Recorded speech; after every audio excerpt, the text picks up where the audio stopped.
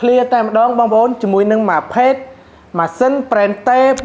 480ដែលជាម៉ាស៊ីនមកទឹកមកពីអាមេរិកផ្ទាល់តែម្ដងហើយអាវ៉ាន់នេះគឺធានាជូនថាល្អសម្រាប់បងដែលគាត់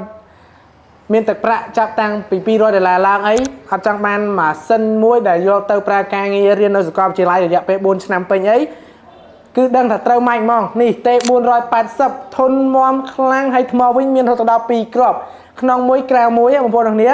ហើយប្រភេទនេះដែរបានមកជាមួយនឹង CPU Core i5 V Pro RAM 8GB DDR4 ហើយ SD វិញបានរហូតដល់ 256GB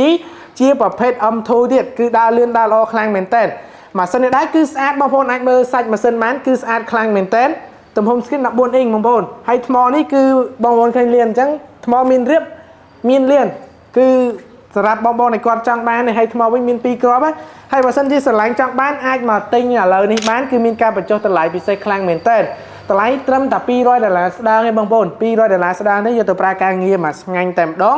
port មានមួយ set ជាមួយនឹងបងប្អូនចង់តេស្តការងារបងប្អូនអីជាមួយនឹង network HDMI រុន USB រុនឆ្នាំងសាកមានប្រភេទ Type C មាន2រុនផងដែរហើយចំណែក speaker វិញមានចំហៀងពីក្រោយក៏មានហើយគឺអែមខ្លាំងបងប្អូននេះស្រឡាញ់ចង់បានអាចមកតេស្តអាវ៉ាន់បាននៅហាង Costco